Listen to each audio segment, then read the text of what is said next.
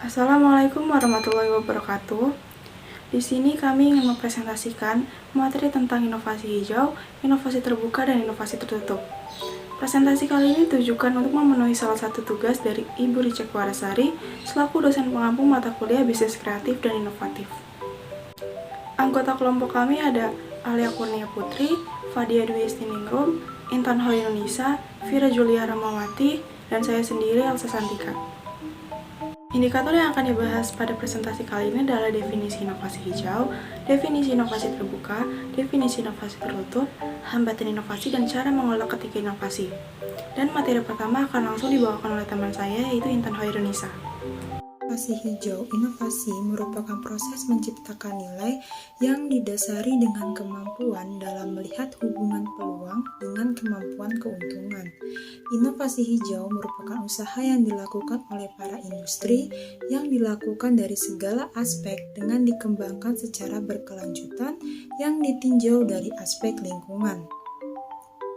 Inovasi hijau yang dilakukan oleh perusahaan dapat memberikan keunggulan pada produk dengan memiliki konsep terhadap kepedulian lingkungan sehingga dapat memberikan value yang lebih baik untuk perusahaan. Tujuan utama dari green business adalah untuk mengurangi dampak yang ditimbulkan dari aktivitas produksi suatu perusahaan serta penggunaan dari produk perusahaan itu sendiri. Green business memiliki ciri-ciri yaitu menggabungkan prinsip berkelanjutan dalam keputusan, memproduksi produk atau jasa yang ramah lingkungan, dan komitmen yang kuat dalam mempertahankan prinsip-prinsip lingkungan dalam menjalankan bisnisnya. Dan selanjutnya ada faktor penentu inovasi hijau. Yang pertama, harga. Kesadaran konsumen terhadap lingkungannya terus meningkat, tetapi harga penawaran produk hijau itu juga terus meningkat. Yang kedua, kepercayaan.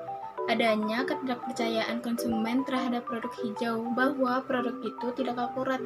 Yang terakhir ada target pasar. Target pasar dari produk ini yaitu konsumen yang peduli terhadap lingkungannya dan rela untuk membayar sejumlah uang dalam membeli produk hijau tersebut. Selanjutnya ada inovasi terbuka. Apa sih definisi inovasi terbuka itu? Open innovation atau inovasi terbuka adalah suatu proses di mana orang mencari dan mengkomersialkan ide-ide inovatif yang berasal dari luar organisasi. Tujuan dari inovasi terbuka ini adalah untuk menciptakan kolaborasi yang erat dalam penelitian dan pengembangan, desain dan pengembangan produk baru, dan pengenalan pasar dengan pihak-pihak yang akan berbagi kepentingan bisnis perusahaan dalam kolaborasi tersebut.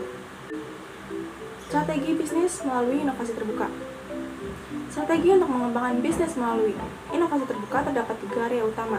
Yang pertama ada fund innovation, yaitu fokus pada memberikan bantuan full untuk semangat inovasi. Fund innovation terbagi menjadi 2, yaitu innovation investor.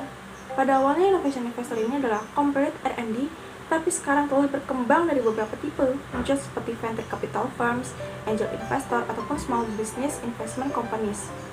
Kedua ada innovation benefactor. Tidak seperti investor, benefactor fokus pada tahap awal pada research discovery. Yang kedua ada generating innovation. Strategi ini memiliki 3 tipe organisasi yang biasanya menggunakan ini. Yang pertama ada innovation merchants, yaitu fokus pada teknologi yang dapat dirumuskan menjadi IP sehingga dapat dijual ke perusahaan lain. Yang kedua ada innovation architects, yaitu menyediakan valuable service di mana menggunakan teknologi yang rumit yang bertujuan untuk membuat value untuk customer. Perusahaan yang mengembangkan suatu arsitek sistem di mana banyak perusahaan yang terlibat. Yang ketiga ada innovation missionaries, yaitu terbagi menjadi orang atau organisasi yang membuat atau memfungsikan suatu teknologi untuk suatu alasan. Yang ketiga ada commercializing innovation. Dia terdiri dari 2 macam, yaitu ada innovation marketers, yaitu sering dilakukan dengan melibatkan beberapa fungsi atau tipe organisasi, tetapi perusahaan telah mendefinisikan setiap karakteristik organisasi untuk mendapatkan keuntungan. Yang kedua ada innovation one-stop center, yaitu menyediakan kombinasi produk dan jasa, dan perusahaan akan menawarkan ke customer dengan harga yang kompetitif. Keunggulan inovasi terbaru. Yang pertama, ada menciptakan aliran pendapatan baru bagi perusahaan. Yang kedua, mengurangi biaya. Yang ketiga, mempercepat waktu ke pasar. Yang keempat, meningkatkan diferensiasi pasar. Di sini juga terdapat kekurangan dari inovasi terbaru. Dengan menerapkan model inovasi terbuka, maka memiliki resiko dan tantangan sebagai berikut. Ada menyelaraskan strategi inovasi untuk melampaui perusahaan, untuk memaksimalkan laba dari inovasi eksternal. Selanjutnya ada potensi organisasi penyelenggara kehilangan keunggulan kompetitif mereka sebagai konsekuensi dari mengungkapkan kekayaan intelektual. Selanjutnya ada mengembangkan cara untuk benar mengidentifikasi dan menggabungkan inovasi eksternal. Yang terakhir, kemungkinan mengungkapkan informasi tidak dimaksudkan untuk berbagi. Inovasi tertutup. Dalam model inovasi tertutup, perusahaan hanya menghasilkan inovasi dengan menggunakan sumber daya dan teknologi internal yang dimiliki oleh perusahaan tersebut, mulai dari menciptakan ide, membuat, mengembangkan, dan memasarkannya. Konsep inovasi tertutup adalah di mana perusahaan mengontrol ide-ide mereka sendiri, baik dalam hal produksi, pemasaran, distribusi, pelayanan, pembiayaan, dan pemasok. Prinsip-prinsip inovasi tertutup. Yang pertama, bila kita membuat pertemuan pertama kali, maka kita yang akan mendapat pasar pertama. Yang kedua, bila kita menemukan atau menciptakan ide terlebih dahulu, maka perusahaan kita akan menang. 5 hambatan yang sering terjadi dalam inovasi. Yang pertama, masalah keamanan. Hal-hal baru terasa menakutkan karena sering membawa kerentanan baru, tetapi keamanan bukan tidak bisa dipecahkan. Itu hanya elemen penting lainnya untuk diperbaiki. Yang kedua, ada waktu dan sumber daya terbatas. Tidak ada perusahaan yang merasa punya cukup waktu atau orang untuk melakukan pekerjaan. Jadi jangan biarkan itu menjadi alasan Anda. Anda harus mengukir waktu untuk inovasi. Inovasi itu tidak akan terjadi begitu saja. Yang ketiga, ada anggaran terbatas atau tidak sama sekali. Uang bisa menjadi lebih sulit untuk dilewati karena orang yang memegang dompet cenderung menginginkan taruhan yang aman dan ide-ide inovatif. Yang keempat, ada kurangnya keahlian. Jauh lebih mudah untuk berinovasi jika Anda memiliki orang yang tahu cara melakukan hal-hal baru daripada terus-menerus mencampur cara-cara lama. Yang kelima, ada penerimaan atau adopsi pengguna. Bahkan jika seorang pemimpin menerobos semua hambatan lain, mereka masih perlu meyakinkan pelanggan Anda untuk mengambil keuntungan dari hal baru, karena inovasi tidak berhenti saat diluncurkan. Dan selanjutnya ada cara mengelola inovasi.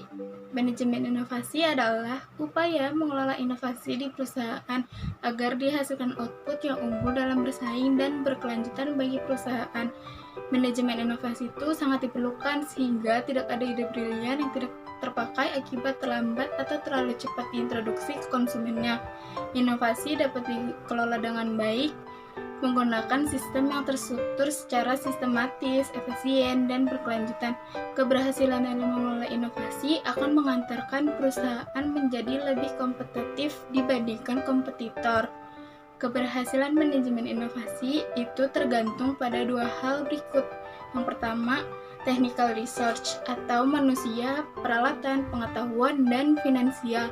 Dan yang kedua, ada capabilities atau kemampuan organisasi untuk mengelola sumber daya pada poin A. Dan selanjutnya ada aspek-aspek penting dalam merumuskan strategi inovasi. Yang pertama, kompetensi manajerial. Yang kedua, pemimpin perusahaan dan partisipasi aktif bawahan. Yang ketiga, kompetensi sumber daya manusia perusahaan.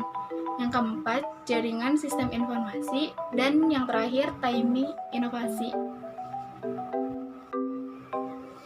Sekian presentasi dari kelompok kami, kurang lebihnya mohon maaf. Semoga apa yang disampaikan dari kelompok kami dapat bermanfaat untuk kita semua. Wabillahi taufiq wal hidayah. Wassalamualaikum warahmatullahi wabarakatuh.